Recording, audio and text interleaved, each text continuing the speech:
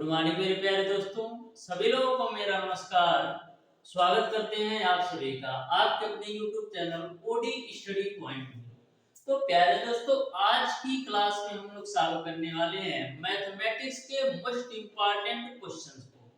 Dear student, आज की class में मैं आप लोगों को पॉलिटेक्निक अथवा IERT एंट्रेंस एग्जाम 2019 में जो भी मैथ के इंपॉर्टेंट क्वेश्चन पूछे गए हैं, टोटल क्वेश्चन का सॉल्यूशन बिल्कुल बेहतरीन कॉन्सेप्ट के साथ आपको बताने वाला हूं। जैसा कि आपको पता है डियर स्टूडेंट कि जितने भी क्वेश्चन का मैं सॉल्यूशन करवाता हूं, टोटल क्वेश्चन बिल्कुल बेसिक और बेहतरीन कॉन्सेप्ट के साथ आपको बताता हूं, जिससे आप किसी भी सब्जेक्ट के किसी भी चैप्टर के किसी भी क्वेश्चन को मैक्सिमम 5 से 10 सेकंड के अंदर सॉल्व कर पाए।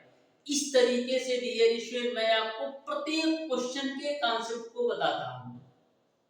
डियर स्टूडेंट, जो भी नए स्टूडेंट हैं, आप हमारी 2 से 3 क्लासेस मैथ का लेकर के देखिए, आपको अच्छी तरीके से क्लियर समझ में आ जाएगा कि हम मैथ के किसी भी चैप्टर के क्वेश्चन को किस तरीके से सॉल्व करवाता हूं, बिल्कुल बेहतरीन कॉन्सेप्ट के साथ, बिल्कुल सिंपल वे में। यदि आप हमारी पूरी क्लासेस अच्छी तरीके से देख लेते हो डियर स्टूडेंट, तो 100% गारंटी के साथ आप 90% से ऊपर क्वेश्चन को मैक्सिमम आप 10 से 15 सेकंड के अंदर सॉल्व कर पाओगे। बहुत ही बेहतरीन कॉन्सेप्ट के साथ, बिल्कुल सिंपल वे में मैं आपको बताता हूं, जिससे किसी भी प्रकार का कहीं से भी आपको डाउट और कंफ्यूजन ना हो। बहुत ही बेहतरीन कॉन्सेप्ट से और सिंपल वे में मैं आपको सारे क्वेश्चन के कॉन्सेप्ट बताता हूं। तो डियर स्टूडेंट, हमारी बातें आपको अच्छी तरीके से समझ में आ गई होगी। जैसा कि आपको पता है डियर स्टूडेंट कि 15 जनवरी से ही आपके IERT एंट्रेंस एग्जाम 2025 के लिए फॉर्म भरना शुरू हो गया है, जिसे आप 12 मई तक भर सकते हो। तो फॉर्म को बहुत ही बेहतरीन तरीके से आप भरिएगा। मैं डियर स्टूडेंट आप लोगों को 3 ईयर डिप्लोमा के लिए, 3 ईयर पॉलिटेक्निक डिप्लोमा के लिए बहुत ही बेहतरीन तरीके से तैयारी करा रहा हूं। तो बहुत ही सिंपल और आसान भाषा में बेहतरीन कॉन्सेप्ट के साथ आप हमसे पॉलिटेक्निक अथवा IERT एंट्रेंस एग्जाम 2025 की तैयारी कर सकते हो, बिल्कुल फ्री ऑफ कॉस्ट यूट्यूब पर। तो डियर स्टूडेंट, हम लोग स्टार्ट करेंगे आज की क्लास स्टार्ट करने से पहले हमारी आपसे रिक्वेस्ट है, जो भी स्टूडेंट अभी तक हमारे चैनल ओडी स्टडी पॉइंट को सब्सक्राइब नहीं किए हैं, सब्सक्राइब जरूर कर लेना डियर स्टूडेंट, और बेल आइकन को भी प्रेस कर लीजिएगा, जिससे हमारी अपकमिंग आने वाली वीडियो का नोटिफिकेशन आपको मिलता रहे। तो आइए स्टार्ट करते हैं डियर स्टूडेंट आज की क्लास। देखते हैं क्वेश्चन नंबर 1। तो क्वेश्चन नंबर 1 आपका इस प्रकार से है, 16 को 2 भागों में इस प्रकार विभाजित कीजिए कि बड़े भाग के वर्ग का 2 गुना छोटे भाग के वर्ग से 164 अधिक हो। क्वेश्चन में ऐसा बोला जा रहा है कि 16 को 2 भागों में इस प्रकार विभाजित कीजिए कि बड़े भाग के वर्ग का 2 गुना छोटे भाग के वर्ग से 164 अधिक है। इस तरीके से आपको 16 को 2 भागों में विभाजित करना है। तो ध्यान से समझना, बहुत ही बेहतरीन तरीके से बताऊंगा। ऐसे क्वेश्चन को मैक्सिमम 10 सेकंड में सॉल्व कर पाओगे। एक बार अच्छी तरीके से इसको सॉल्व करने का तरीका देखो। बोला है 16 को 2 भागों में इस प्रकार विभाजित करो कि बड़े भाग के वर्ग का 2 गुना छोटे भाग के वर्ग से 164 अधिक है। तो सबसे पहले मैं मान लेता हूं कि जो बड़ा भाग है उसको मैं मान लेता हूं x है, और जो छोटा भाग है यानी स्मॉल वाली वैल्यू है उसको मैं मान लेता हूं कि 16 माइनस का x है। क्योंकि 16 को 2 भागों में विभाजित करना है, तो मैंने मान लिया कि जो 16 का बड़ा वाला नंबर है वो आपका x है, और जो छोटा भाग है वो आपका 16 माइनस का x हो जाएगा। यहां तक आपको क्लियर है। अब क्वेश्चन को ध्यान से देखो। बोला है कि बड़े भाग के वर्ग का 2 गुना, तो मैंने बड़ा भाग माना है x, इसके वर्ग का 2 गुना, ठीक है। छोटे भाग के वर्ग से 164 अधिक है, तो छोटा भाग आपका क्या है 16 माइनस x, इसके वर्ग से 164 अधिक है तो आपको संख्याएं बताना है, बड़ी और छोटी संख्या का मान बताना है। तो ध्यान से देखो, a आपका हो गया 2x², a माइनस बी का होल स्क्वायर खोल दे तो 16 का स्क्वायर करोगे तो 256 प्लस का x² माइनस का 2ab, तो 16 गुना कितना हो जाएगा 32x प्लस का 164। ठीक है, यहां तक आपको क्लियर है। 2x² में से x² घटाओगे तो x² मिलेगा। अब माइनस का 32x लेफ्ट साइड आएगा तो प्लस का 32x हो जाएगा। अब देखो 256 में 164 जोड़ दो तो कितना आएगा, वो भी माइनस में आएगा जब लेफ्ट साइड होगा। तो कितना होगा 6 4 10 को 0, 6 5 11 1 12 को 2, 2 1 3 1 4, यानी कि 420 हो जाएगा बराबर में 0। यहां तक आपको क्लियर है। मैंने क्या किया, 2x² में से x² घटाया तो x² मिला, माइनस के 32x को लेफ्ट साइड लाया तो प्लस का 32x हो गया। इन दोनों संख्याओं को जोड़कर लेफ्ट साइड लाया तो माइनस का 420 बराबर 0 मिलेगा। ठीक है, अब 420 का आपको ऐसे फैक्टर करना है कि जोड़ने और घटाने पर आपका 32 आए। तो 42 गुणे 10 करोगे तो 420 होगा। अब 42 में से 10 घटाओगे तो 32 भी हो जाएगा। तो इसी कॉन्सेप्ट को कर लेते हैं। तो x² प्लस का 42x माइनस का 10x, क्योंकि 42 का गुणा 10 में करेंगे तो हमको 420 भी मिलेगा और 42 में से 10 घटाओगे तो 32 भी मिल जाएगा। माइनस का 420 बराबर 0। इन दोनों में कॉमन बाबू आपका है x, तो x प्लस का 42 हो जाएगा, x प्लस का 42 हो जाएगा। इन दोनों से कॉमन आप ले लो माइनस का 10, तो मिल जाएगा आपको x प्लस का 42। तो एक ब्रैकेट में आपका आ जाएगा डियर स्टूडेंट x प्लस का 42 और एक ब्रैकेट में आपका आ जाएगा x माइनस का 10। तो यहां से x की वैल्यू निकालोगे तो निगेटिव आएगी जो कि लेना नहीं है। यहां से x की वैल्यू निकालोगे तो x बराबर आपको मिल जाएगा 10, x की वैल्यू मिल जाएगी 10। तो यहाँ पर जो बड़ा वाला नंबर होगा वो आपका 10 हो जाएगा और छोटा वाला नंबर क्या हो जाएगा 16 माइनस का 10 करोगे तो 6 हो जाएगा। इस तरीके से 16 का जो बड़ा वाला नंबर होगा वो आपका 10 होगा और जो छोटा नंबर होगा वो आपका 6 हो जाएगा। यानी कि क्वेश्चन नंबर 1 का डियर स्टूडेंट आपका जो राइट आंसर होगा वो आपका 16 और 10 हो जाएगा, यानी ऑप्शन नंबर 10 और 6 यानी ऑप्शन नंबर ए सही हो जाएगा। तो बहुत ही बेहतरीन तरीके से आपको समझ में आया होगा। किसी भी क्वेश्चन को देख करके बिल्कुल नहीं घबराना डियर स्टूडेंट। यदि आप हमारी प्रत्येक क्लासेस देख लेते हो तो कैसा भी एग्जामिनर यदि आपसे किसी भी चैप्टर से पूछ ले तो बहुत ही बेहतरीन तरीके से आप सॉल्व करके आओगे। चाहे किसी भी टाइप से क्वेश्चन पूछ ले आप 100% खोल कर आओगे। इस तरीके से मैं आपको बेहतरीन कॉन्सेप्ट के साथ पढ़ाता हूँ। बहुत ही मेहनत के साथ किसी भी क्लास को मैं प्ले करता हूँ। किसी भी क्लास को मैं पढ़ाने के लिए डियर स्टूडेंट उसके पीछे बहुत ही मेहनत करता हूँ जिससे आपको किसी भी क्वेश्चन में दिक्कत और परेशानी ना हो। तो क्वेश्चन नंबर 2 को आप ध्यान से देखिएगा। बोला है यदि एक संख्या और उसके व्युत्क्रम का योग 2 सही 1/30 है तो वह संख्या कौन सी है। क्वेश्चन में बोला है कि एक संख्या और उसके व्युत्क्रम का योग जो है 2 सही 1/30 है तो वह संख्या कौन सी है ये आपको बताना है। तो मैं मान लेता हूं कि जो आपकी संख्या है, मैंने मान लिया कि जो आपकी संख्या है वो आपका x है। तो एक संख्या x और इसके व्युत्क्रम यानी 1/x का योग जो है 2 सही 1/30 है। 2 सही 1/30 है। तो 2 सही 1/30 को हम क्या लिख सकते हैं 30 गुना 60 61/30 के रूप में। 2 सही 1/30 को हम क्या लिख सकते हैं 61/30 के रूप में। अब इसको कैलकुलेट कर लो तो यहां से सॉल्व करोगे तो मिलेगा आपको x² + 1 डिवाइडेड बाय x बराबर 61/30। सॉल्व करो तो मिल जाएगा आपको 30x² प्लस का 30 बराबर आपका मिल जाएगा 61x। तो यहां से आपको मिल जाएगा 30x², 61x को लेफ्ट साइड लाएंगे तो माइनस का 61x और प्लस का 30 बराबर 0। अब देखो 30 का गुणा 30 में करोगे तो 900 मिलेगा। 30 का गुणा 30 में करोगे तो 900 मिलेगा। 900 का आपको ऐसे फैक्टर करना है, ऐसे गुणनखंड करना है कि जोड़ने और घटाने पर आपका 61 आ जाए। तो 900 का हम फैक्टर कर लेते हैं। देखो सबसे पहले आप काट दो डियर स्टूडेंट, 3 से काटो तो 3 3 का 9 डबल 0, फिर 3 से काटेंगे तो 3 एकम 3 डबल 0, 5 से काट दो तो 5 दूना 10 0, फिर 5 से काट दो तो 5 चौक 20, फिर 2 से काटो 2 दूना 4, फिर 2 एकम 2। यहाँ तक मैंने फैक्टर कर दिया 900 का। अब जोड़ने और घटाने पर आपका 61 आना चाहिए। तो देखो 3 त्रिका 9,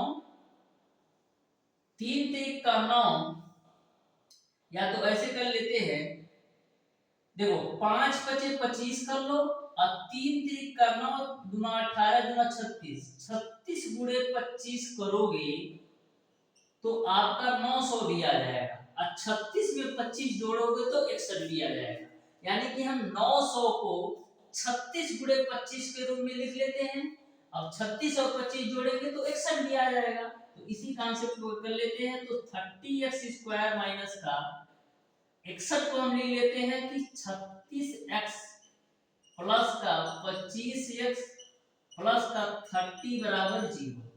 अब यहाँ से कैलकुलेट कर लो तो 30x² माइनस का गुणा कराएंगे तो माइनस का 36x माइनस का 25x और प्लस का 30 बराबर आपका 0 हो जाएगा। इन दोनों में कॉमन आपका क्या है, 6x कॉमन है, तो मिलेगा x माइनस 6x। जब कॉमन लोगे डियर स्टूडेंट तो आपको क्या मिलेगा, आपको मिल जाएगा 5x माइनस का 6। इन दोनों से आप माइनस का 5 कॉमन ले लो, मिलेगा आपको क्या, मिलेगा आपको 5x माइनस का 6 बराबर 0। अब देखो डियर स्टूडेंट आगे बिल्कुल बेहतरीन तरीके से हम सॉल्व कर देते हैं, ध्यान से देखो। तो एक ब्रैकेट में आपका क्या मिल जाएगा, 5x माइनस का 6, और एक ब्रैकेट में आपको मिल जाएगा 6x माइनस का 5। 6x माइनस का 5 बराबर 0। तो यहां से जब आप x की वैल्यू निकालोगे तो मिलेगा आपको 6/5, और यहां से जब आप x की वैल्यू निकालोगे तो 5/6। यानी x के दो मान आएंगे, एक आपका 6/5 और दूसरा आपका 5/6। देखो कौन से ऑप्शन में दिया है, इस तरीके से आपका ऑप्शन नंबर सी सही हो जाएगा। या तो 6/5 होगा या तो 5/6 होगा।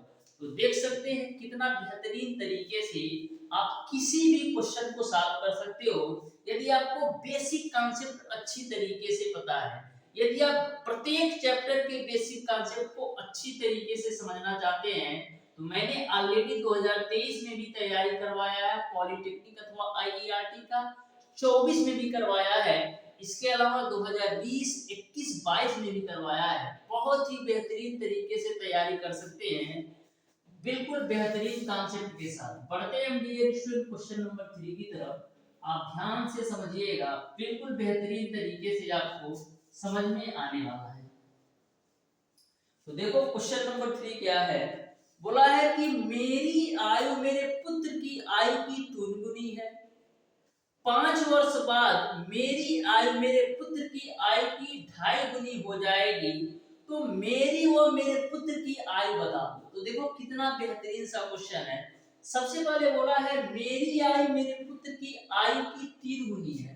तो सबसे पहले मैं मान लेता हूं कि जो पिता की आयु है, मैं मान लेता हूं कि जो पिता की आयु है मेरे प्यारे दोस्तों, पिता की आयु को मैं मान लेता हूं x है, और पुत्र की आयु को मैं मान लेता हूं, पुत्र की आयु को मैं मान लेता हूं y है। यहां तक सबको क्लियर है। मैंने पिता की आयु को माना है x है और पुत्र की आयु को मैंने माना है y है, ठीक है। अब क्वेश्चन पर आया, बोला है मेरी आयु मेरे पुत्र की आयु की 3 गुनी है। तो मेरी आयु क्या है x, मेरे पुत्र की आयु क्या है y। तो मेरी जो आयु है मेरे पुत्र की आयु की 3 गुनी है, तो मैंने 3 गुनी कर दिया, इसको समीकरण 1 मान लो, ठीक। फिर आगे बोला है 5 वर्ष बाद मेरी आयु मेरे पुत्र की आयु की 2.5 गुनी हो जाएगी। 5 वर्ष बाद, यानी 5 वर्ष बाद क्या होगा, पुत्र की आयु में भी आपको 5 वर्ष जोड़ना पड़ेगा और पिता की भी आयु में 5 वर्ष जोड़ना पड़ेगा, क्योंकि 5 वर्ष बाद की बात की गई है। तो सबसे पहले पिता की आयु में 5 वर्ष बाद ऐड कर लेते हैं और पुत्र की आयु में भी हम 5 वर्ष ऐड कर लेते हैं। सॉल्व करने का एक तरीका होना चाहिए, ऐसा मत करना कि पिता की आयु में 5 वर्ष जोड़ दो, आप पुत्र में जोड़ोगे ही नहीं। जैसे 5 वर्ष बढ़ेगा पिता की आयु, वैसे ही तो पुत्र की आयु भी 5 वर्ष बढ़ेगी। तो बोला है 5 वर्ष बाद मेरी जो आयु है, मेरे पुत्र की आयु की 2.5 गुनी है, तो 2.5 गुनी को हम क्या लिख सकते हैं, 5/2 यहाँ पर x की वैल्यू रख दो। x की वैल्यू क्या रख दोगे, x बराबर 3y है, तो x बराबर हम 3y रख देते हैं प्लस का 5। अब क्रॉस मल्टीप्लाई करेंगे तो 2 इसके साथ आएगा, बराबर मिल जाएगा आपको y प्लस का 5 इंटू का 5 के रूप में। तो यहाँ से गुणा करा लो तो 2 3 6y प्लस का 10 बराबर 5y प्लस का 25। अब देखो 6y में से 5y घटाओगे तो y बराबर आपको क्या मिल जाएगा, 15 वर्ष। यानी कि जो पुत्र की आयु है वो क्या हो जाएगी, 15 वर्ष हो जाएगी। पुत्र की जो आयु है वो आपका 15 वर्ष हो जाएगी। अब y का मान समीकरण 1 में रखोगे तो x बराबर क्या मिल जाएगा, 45 वर्ष। यानी आपने देखा कि जो पिता की आयु है वो आपका 45 वर्ष है और जो पुत्र की आयु है वो आपका 15 वर्ष है। इस तरीके से क्वेश्चन नंबर 3 का ऑप्शन नंबर जो है, ऑप्शन नंबर बी सही हो जाएगा। जो पिता की आयु है 45 वर्ष और जो पुत्र की आयु है वो आपका 15 वर्ष। तो बहुत ही बेहतरीन कॉन्सेप्ट के साथ सॉल्व कर पाओगे। यदि आप अच्छी तरीके से पूरी क्लास देखते हो तो एक भी क्वेश्चन मिस नहीं होगा, चाहे आप पॉलिटेक्निक एंट्रेंस एग्जाम दे रहे हो या ITR। तो क्वेश्चन नंबर 4 को ध्यान से देखो। बोला है एक पीतल के ठोस बेलन की ऊंचाई 8 मीटर और व्यास है 4 मीटर। इसे पिघलाकर एक 3 मीटर व्यास वाले शंकु की ऊंचाई होगी। यानी कि क्वेश्चन नंबर 4 में ऐसा बोला जा रहा है कि हम एक बेलन को एक शंकु का आकार दे रहे हैं, तो आप हमें शंकु की ऊंचाई बता दो। तो ऐसे कंडीशन में करना क्या होता है डियर स्टूडेंट, हमको बेलन के आयतन को शंकु के आयतन के बराबर कर देना है। क्यों? क्योंकि हम बेलन से शंकु बना रहे हैं। तो करते क्या है, बेलन के आयतन को, बेलन का आयतन जो है इसको हम बराबर कर देते हैं किसके, शंकु के आयतन से, शंकु के आयतन के। ठीक है, तो बेलन का आयतन क्या होता है, पाई r स्क्वायर s। तो बेलन की त्रिज्या कितनी है, बेलन का व्यास आपका 4 मीटर है, तो त्रिज्या कितना हो जाएगा, 2 मीटर। तो 2 का स्क्वायर करोगे तो 4 पाई r स्क्वायर हो गया। h की वैल्यू कितनी है, तो बेलन की ऊंचाई आपका है 8, तो 8 बराबर शंकु का आयतन। तो शंकु का आयतन क्या होता है, 1/3 पाई r स्क्वायर s। तो शंकु की त्रिज्या क्या होगी, शंकु का व्यास दे रखा है 3, तो त्रिज्या क्या हो जाएगी 3/2। 3/2 का स्क्वायर करोगे तो मिल जाएगा 9/4 गुणे शंकु की ऊंचाई। ठीक है, अब देखो पाई से पाई को काट दो। अब 3 से काट देंगे तो 3 त्रिका 9 हो जाएगा। तो यहां से h की वैल्यू निकाल लोगे तो क्या मिलेगा, 4 गुणे 8 गुणे 4/3 के रूप में। तो यहाँ से h की वैल्यू क्या मिल जाएगी, 4 चौक 16 बटे कितना होता है, 128/3। 3 चौक को 12, फिर 3 दूना 6, 2 0, 3 छक 18, 3 छक 18। यानी h की जो वैल्यू मिल जाएगी वो आपका 42.66 मीटर मिल जाएगा। यानी कि जो शंकु की ऊंचाई होगी वो आपका 42.66 मीटर हो जाएगा। इस तरीके से क्वेश्चन नंबर 4 का ऑप्शन नंबर ए सही हो जाएगा। तो देख सकते हो डियर स्टूडेंट, बहुत ही बेहतरीन कॉन्सेप्ट के साथ किसी भी क्वेश्चन को सॉल्व कर सकते हो।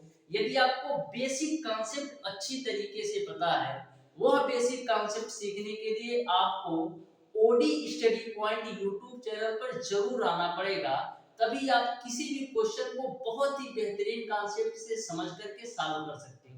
और जब तक आपको कॉन्सेप्ट क्लियर नहीं होगा ना डियर स्टूडेंट, किसी भी एंट्रेंस एग्जाम को आप क्लियर नहीं कर पाओगे। किसी भी एंट्रेंस एग्जाम में डियर स्टूडेंट आपका हूबहू क्वेश्चन नहीं पूछा जाता है कि जैसा क्वेश्चन बुक में दिया है वही उठा के छाप दिया आपके एग्जाम में, ऐसा कभी भी नहीं होता है। इसलिए आपको कॉन्सेप्ट का पढ़ना बहुत जरूरी है। किस बुक से पढ़ रहे हैं यह आपका कोई मैटर नहीं करता है। जब तक आप कॉन्सेप्ट नहीं क्लियर करोगे तो किसी भी एंट्रेंस एग्जाम को क्लियर नहीं कर पाओगे। और वो कॉन्सेप्ट क्लियर कराने के लिए मैं आपके सामने खड़ा हूं और खड़ा हमेशा रहूंगा। तो क्वेश्चन नंबर 5 को आप ध्यान से देखिएगा। बोला है एक त्रिभुज के शीर्ष 3,6 5,0 तथा 1,3 है, तो इसके केंद्रक के निर्देशांक बताओ। तो ऐसा क्वेश्चन मैंने बहुतों बार सॉल्व करवाया है। यदि आपने अभी तक समकोणीय कार्तीय निर्देशांक और सरल रेखा चैप्टर को बहुत ही बेहतरीन तरीके से नहीं पढ़ा है तो चैनल पर जाकर जरूर पढ़ लेना। आपका 6 से 7 क्वेश्चन इन दोनों चैप्टरों से ही आता है, एक समकोणीय कार्तीय निर्देशांक, दूसरा सरल रेखा। तो ध्यान से देखना, आपको त्रिभुज के शीर्ष दे रखा है 3,6 और दे रखा है 5,0 और तीसरा शीर्ष जो दे रखा है 1,3 के रूप में। तो आपको बताना है मेरे प्यारे दोस्तों कि त्रिभुज के केंद्रक के निर्देशांक क्या होगा। तो त्रिभुज के केंद्रक का जो निर्देशांक होता है x बराबर x1 plus x2 plus x3 divided by 3 होता है, और y बराबर जो आपका होता है y1 plus y2 plus y3 divided by 3 होता है। डायरेक्ट इस क्वेश्चन को सॉल्व कर सकते हो बिना पेन उठाए। देखो a आपका x1 y1 की वैल्यू है, a आपका x2 y2 की वैल्यू है और a आपका x3 प्लस y3 की वैल्यू है। ठीक है, तो सारी वैल्यू जोड़ दो। तो x1 3 5 8 1 9 9 बटे 3 करोगे तो x की वैल्यू आपको मिल जाएगी 3, y1 plus y2 plus y3 divided by 3 तो 6 0 6 6 3 9 बटे 3 करोगे तो 3 यहां मिल जाएगा। यानी 3,3 जो होगा वो आपका केंद्रक के निर्देशांक होगा। देख सकते हो ना, बिना पेन उठाए सॉल्व कर सकते हो। इस तरीके से क्वेश्चन नंबर 5 का dear student option number C सही हो जाएगा। बढ़ते हैं हम डियर स्टूडेंट नेक्स्ट क्वेश्चन की तरफ। बहुत ही बेहतरीन कॉन्सेप्ट से आपको सारी चीजें समझ में आ रही होगी। जो भी स्टूडेंट अभी तक डियर स्टूडेंट वीडियो को लाइक नहीं किए हैं जरूर कर लीजिएगा, और जो भी आपके रिलेटिव है या जो भी आपका कोई भी दोस्तों जो पॉलिटेक्निक अथवा आईईआरटी एंट्रेंस एग्जाम 2025 की तैयारी करना चाहता है उसके पास यह वीडियो जरूर शेयर कर दीजिएगा, जिससे उसको भी अच्छी तरीके से बेहतर कॉन्सेप्ट सीखने को मिले और बहुत ही बेहतरीन तरीके से अपने पॉलिटेक्निक अथवा आईईआरटी एंट्रेंस एग्जाम में बेहतर रैंक लाए। तो क्वेश्चन नंबर 6 को ध्यान से देखना। बोला है यदि थीटा इस प्रकार का न्यून कोण है कि sin थीटा बराबर cos थीटा है, तो 2 tan square theta plus sin square theta minus 1 का मान क्या होगा, ए आप हमें बता दो। ए आप हमें बता दो। तो सबसे पहले आपको सोचना ये है कि थीटा का ऐसा कौन सा हम न्यून कोण मान लें कि sin थीटा की जो वैल्यू है वो cos थीटा के बराबर हो। न्यून कोण लेना है और न्यून कोण ऐसा कोण लेना है कि जो sin थीटा का मान है वो आपका cos थीटा के बराबर हो जाए। तो ऐसा जो एक ही कोण है वो आपका 45 डिग्री। क्यों? क्योंकि sin 45 डिग्री का मान आपका cos 45 डिग्री के बराबर होता है, और जो आपका 45 डिग्री है न्यून कोण भी है। इसके अलावा कोई भी वैल्यू लोगे ना तो sin थीटा cos थीटा के बराबर कभी भी नहीं आएगा। तो इस तरीके से डियर स्टूडेंट थीटा का मान आपको ऐसे लेना है कि sin थीटा की जो वैल्यू है वो आपका cos थीटा के बराबर है, वो भी न्यून कोण होना चाहिए। तो हम क्या करेंगे 45 डिग्री ले लेते हैं, तो sin 45 डिग्री बराबर आपका cos 45 डिग्री, और दोनों के वैल्यू आपके सेम होता है। यानी एक चीज आपको समझ में आ गया कि जो थीटा की वैल्यू कहीं ना कहीं होगी वो आपका 45 डिग्री होगी। इसके अलावा कोई भी थीटा की वैल्यू नहीं हो सकती जो न्यून कोण हो। तो यहाँ पर थीटा बराबर 45 डिग्री समीकरण में रख दो, तो दिया है 2 tan square theta plus sin square theta minus का 1 बराबर 0। तो 2 tan 45 डिग्री का मान 1 होता है तो पूरे 1 हो जाएगा, प्लस साइन 45 डिग्री का मान कितना होता है, 1/कड़ी में 2, और 1/कड़ी में 2 का स्क्वायर करोगे 1/2 मिलेगा, माइनस का 1 बराबर 0। अब देखो 2 में से 1 घटाओगे तो 1 मिलेगा, अब प्लस का 1/2 जोड़ दोगे तो 3/2 मिल जाएगा। इस तरीके से डियर स्टूडेंट क्वेश्चन नंबर 6 का जो राइट आंसर होगा वो आपका ऑप्शन नंबर सी सही हो जाएगा। Option number C will be the right answer for question number 6। बढ़ते हैं डियर स्टूडेंट क्वेश्चन नंबर 7 की तरफ। बहुत ही बेहतरीन कॉन्सेप्ट के साथ आपको सारे क्वेश्चन समझ में आ रहे होंगे। किसी भी क्वेश्चन में किसी भी प्रकार का डाउट और कंफ्यूजन नहीं है, इस बात की मैं गारंटी देता हूं। यदि आप अच्छी तरीके से पूरी क्लासेस देख लेते हो तो बहुत ही बेहतरीन बेहतरीन कॉन्सेप्ट आपको सीखने को मिलेगा।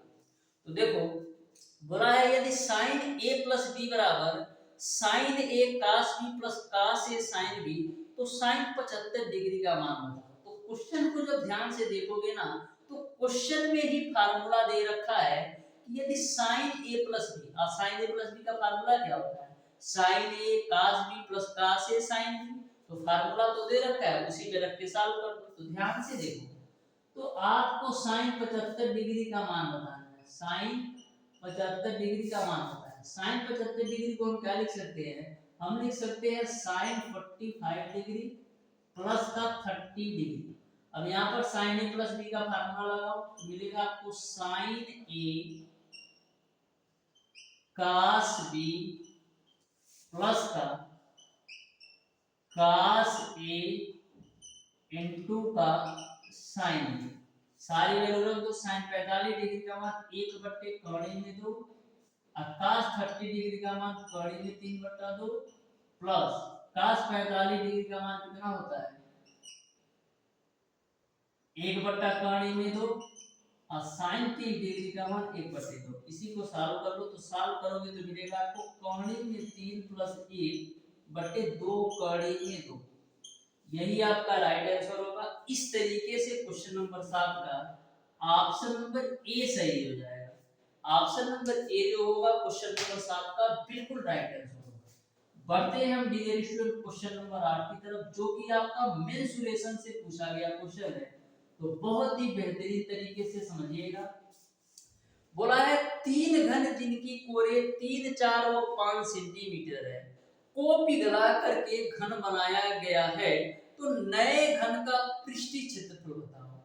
3 घन है जिनकी कोर आपका 3 सेंटीमीटर, 4 सेंटीमीटर और 5 सेंटीमीटर है, को पिघला करके एक नया घन बनाया गया है, तो नए घन का पृष्ठीय क्षेत्रफल बताओ। तो सबसे पहले हमको करना क्या होगा, तीनों घनों का आयतन निकालना होगा और तीनों घनों के आयतन को जोड़ देना होगा, तो आपका एक नया घन बनेगा। तो जब नया घन का आयतन आपको प्राप्त होगा, वहां से आपको नए घन की भुजा पता चलेगी, वहां से आप पृष्ठीय क्षेत्रफल ज्ञात करोगे।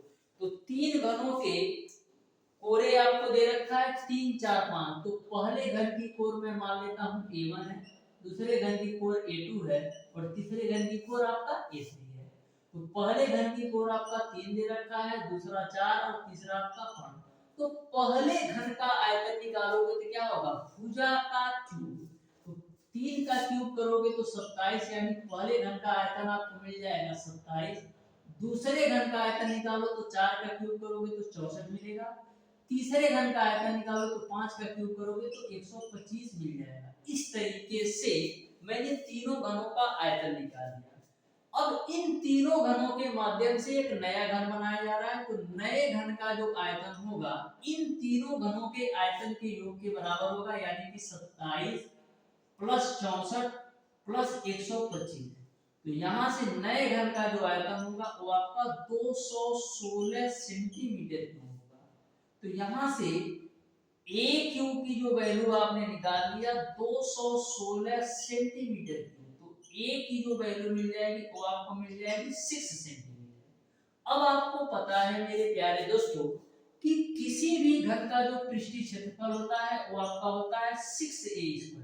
तो 6 a की वैल्यू 6 का होल स्क्वायर करोगे तो 6 × 36 का कितना होगा, 216 सेंटीमीटर स्क्वायर हो जाएगा। यानी कि नए घन का जो पृष्ठीय क्षेत्रफल होगा वो आपका 216 सेंटीमीटर स्क्वायर होगा। यानी क्वेश्चन नंबर 8 का ऑप्शन नंबर डी सही हो जाएगा। तो देख सकते हैं डियर स्टूडेंट, यदि आपको बिल्कुल बेहतरीन कॉन्सेप्ट पता है तो किसी भी क्वेश्चन को सॉल्व करने में आप मैक्सिमम 5 से 10 सेकंड लगाओ, मैक्सिमम बोल रहा हूँ 5 से 10 सेकंड।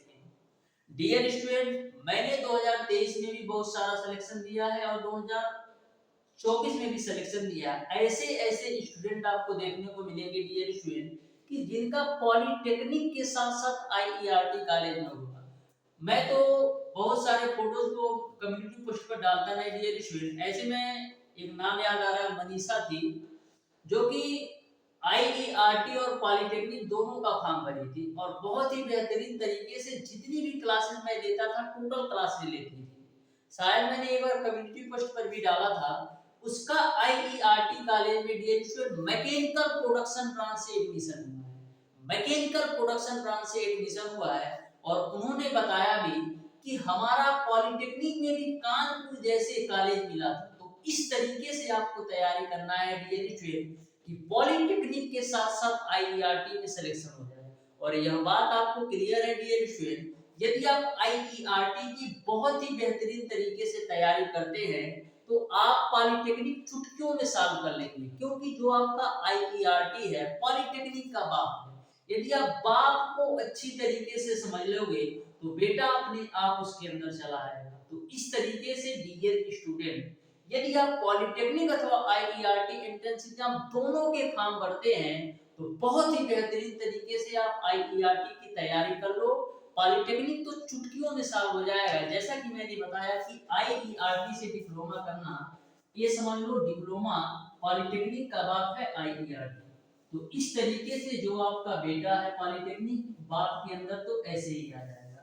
तो क्वेश्चन नंबर डियर स्टूडेंट आप देखिएगा 9 को बोला है एक लंबवृत्तीय शंकु की ऊंचाई आपका 8.4 सेंटीमीटर और इसके आधार की त्रिज्या जो है वो आपका 2.1 सेंटीमीटर है। इसे पिघला करके एक गोले के रूप में ढाला जाता है। तो गोले की त्रिज्या आप हमें बताओ, तो गोले की त्रिज्या आप हमें बता दो। तो इसमें क्या हो रहा है, एक शंकु से हम उसको गोला के रूप में कन्वर्ट कर रहे हैं, एक शंकु को हम गोला के रूप में कन्वर्ट कर रहे हैं। तो ऐसे कंडीशन में जो आपका शंकु का आयतन होगा वो आपका गोले के आयतन के बराबर होगा। तो ऐसे कंडीशन में हम करते क्या है डियर स्टूडेंट, शंकु के आयतन को डियर स्टूडेंट हम गोले के आयतन के बराबर कर देते हैं। किसके, गोले के आयतन के बराबर कर देते हैं। तो शंकु का आयतन क्या होता है, 1/3 पाई आर स्क्वायर एच। अब गोले का आयतन कितना होता है, 4/3 पाई, हम गोले की त्रिज्या मान लेते हैं r1 का क्यूब है, ठीक है। गोले की त्रिज्या मैंने मान लिया r1 है और शंकु की त्रिज्या r है। अब सारी वैल्यू रख दो। देखो डियर स्टूडेंट, यहाँ से 3 से 3 कैंसिल, पाई से पाई कैंसिल। अब देखो जो शंकु की त्रिज्या है वो कितना दे रखा है, शंकु की त्रिज्या दे रखा है 2.1। तो 2.1 का होल स्क्वायर हम क्या लिख देंगे, 2.1 गुणे 2.1। और ऊंचाई जो दे रखा है 8.4, तो मैंने 8.4 रख दिया बराबर 4 × r1 का क्यूब, ठीक है। अब देखो एक अंक पे दशमलव यहाँ है, एक अंक पे दशमलव यहाँ है, एक अंक पे दशमलव यहाँ पर है। तो तीनों जगह से दशमलव को हटाने के लिए मैं क्या करता हूँ, 1000 से भाग दे देता हूँ। तो मिलेगा आपको 21 गुणे 84 बट्टे का 1000। मैंने क्या किया, एक अंक पे दशमलव यहाँ है, एक अंक पे दशमलव यहाँ है, एक अंक पे दशमलव यहाँ है। तो तीनों जगह से दशमलव हटाने के लिए मैंने 1000 से गुणा और 1000 से भाग किया। जब 1000 से गुणा करोगे तो दशमलव सारे जगह से हट जाएंगे और 1000 से भाग करोगे तो नीचे चला आएगा। बराबर आपका हो जाएगा 4r1 का होल क्यूब। 4 से काटो तो 4 दूना 8 और 4 एकम 4। तो यहाँ से आपको मिल जाएगा r1 का क्यूब बराबर 21 का क्यूब, क्योंकि 21 गुणे 21 है। 1000 को हम लिख सकते हैं 10 का होल क्यूब। तो यहाँ से आपको r1 की जो वैल्यू मिल जाएगी 21/10। 21/10 को हम लिख सकते हैं 2.1 सेंटीमीटर के बराबर। इस तरीके से क्वेश्चन नंबर 9 का जो राइट आंसर होगा वो आपका ऑप्शन नंबर सी सही है। तो देख लो कितने बेहतरीन तरीके से सॉल्व कर सकते हो। और सबसे अच्छी बात यह है डियर स्टूडेंट हमारी क्लासेस लेने का कि ना तो मैं किसी पेड कोर्स का प्रचार करता हूँ, ना तो किसी ऐप के बारे में प्रचार करता हूँ। डायरेक्ट मैं क्लास में आता हूँ, 1 से 2 मिनट मैं आपका लेता हूँ, उसके बाद से क्वेश्चन ही क्वेश्चन सॉल्व करवाता हूँ। लाइव क्लास में होता क्या है, 1 घंटे की क्लास लेंगे, उसमें से 10 मिनट तो प्रचार प्रसार करेंगे पेड कोर्स का, 10 मिनट ऐप के बारे में समझाएंगे, 5 क्वेश्चन लेकर आएंगे और उसी में बार बार वो देखे जा रहे हैं कि कौन चैट क्या कर रहा है। तो बताओ 1 घंटे का समय भी ले लिया और 10 क्वेश्चन भी सॉल्व नहीं करा पाते। और हमारी क्लासेस आप जितनी भी देखिएगा डियर स्टूडेंट, मैं यदि 30 से 40 मिनट के अंदर 10 से 12 क्वेश्चन को आपको बिल्कुल बेहतरीन तरीके से समझा करके सॉल्व करा देता हूँ। तो इस तरीके से यदि आप टाइम अपना बचाना चाहते हो, डाटा अपना बचाना चाहते हो, तो रिकॉर्डेड क्लास जो है ना बहुत ही बेहतरीन क्लास होती है, क्योंकि आपका समय नष्ट नहीं होगा, आप बहुत ही बेहतर तरीके से चीजों को सीख पाओगे बिना डिस्ट्रैक्शन के। तो क्वेश्चन नंबर 10 को आप ध्यान से समझना। बोला है यदि बिंदु 1 कामा -1, 5 कामा 2 एवं 9 कामा x संरेखी है तो x का मान बताओ। क्वेश्चन नंबर 10 में डियर स्टूडेंट आपको x की वैल्यू बताना है। क्या बताना है कि x की वैल्यू क्या होगी। तो ध्यान से देखना, 3 बिंदु दे रखा है, 1 कामा -1 और दूसरा बिंदु जो दे रखा है वो आपको दे रखा है 5 कामा 2। ठीक है, 5 कामा 2 और तीसरा बिंदु आपको दे रखा है 9 कामा x। संरेखी है तो x का मान बताओ। तो ध्यान से समझना, मैंने आपको बताया था कि यदि किसी भी त्रिभुज के 3 बिंदु संरेखी हैं तो संरेख होने के कंडीशन में जो त्रिभुज का क्षेत्रफल होता है वो आपका 0 के बराबर होता है। अब बात आती है त्रिभुज का क्षेत्रफल होता क्या है। तो त्रिभुज का जो क्षेत्रफल होता है डियर स्टूडेंट ऐसे लिखना है, x y माइनस y 3 बार लिख दो, plus x y minus y plus x y minus y बराबर आप 0 कर दो। संरेख के कंडीशन में जो त्रिभुज का क्षेत्रफल होता है 0 के बराबर होता है। और 3 बार x y माइनस y लिख दो। अब आपको सेट क्या करना है, 123 231 और 312। अब सारी वैल्यू रख दो। यह जो वैल्यू है x1 कामा y1 की है, यह जो वैल्यू है x2 कामा y2 की है, यह जो वैल्यू है x3 कामा y3 की है। सारी वैल्यू रख दो। तो x1 की वैल्यू आपका है 1, y2 की वैल्यू आपका है 2 और y3 की जो वैल्यू है आपका x है, प्लस x2 की जो वैल्यू है वो आपका है 5, y3 की वैल्यू आपका है x, y1 की वैल्यू देखो माइनस का 1 है तो फार्मूले से माइनस और यह माइनस, प्लस का हो जाएगा 1 प्लस x3 की जो वैल्यू है वो आपका 9 हो जाएगा, y1 की वैल्यू आपका है माइनस का 1 और y2 की वैल्यू आपका है माइनस का 2 बराबर आपका 0 हो जाएगा। इसी को कैलकुलेट कर लो तो मिलेगा आपको 2 माइनस का x, 5 का गुणा कराओ तो मिलेगा आपको 5x प्लस का 5 माइनस 2 माइनस 1, माइनस 3 का गुणा 9 में करोगे तो माइनस का 27 बराबर 0। ठीक है, अगर वो 5x में से x घटाओगे तो मिलेगा आपको 4x। अब देखो माइनस 27 है, आप प्लस 5 प्लस 2 है तो 5 2 7 घटाओगे माइनस 27 में से तो माइनस का 20 बराबर 0। तो 4x बराबर 20 मिलेगा, 4 से काटो तो 5 बार 20, तो x की जो वैल्यू मिल जाएगी वो आपको 5 मिल जाएगी। इस तरीके से जो x का मान होगा वो आपका 5 हो जाएगा, यानी क्वेश्चन नंबर 10 का ऑप्शन नंबर डी सही हो जाएगा। एक क्वेश्चन मैं आपको होमवर्क का देता हूं, ध्यान से समझना कैसे सॉल्व करना है। देखो क्वेश्चन आपका इस प्रकार से मैं पूछ रहा हूं डियर स्टूडेंट, दे रखा है √12 plus √12 plus √12 plus dot dot dot infinity. इसकी वैल्यू क्या होगी ये आपको बताना है। तो इस क्वेश्चन को सॉल्व करने का तरीका मैंने बहुत ही बेहतरीन तरीके से बताया था। जो स्टूडेंट हमारी पिछली क्लासेस देख रखा होगा वो इस क्वेश्चन को बिना पेन उठाए सॉल्व कर सकता है। पेन उठाने की जरूरत ही नहीं पड़ेगी, तुरंत आंसर टिक कर देगा, मैक्सिमम 2 सेकंड लगने हैं। तो इस क्वेश्चन का आंसर आप लोग कमेंट बॉक्स में कमेंट करके जरूर बताइएगा।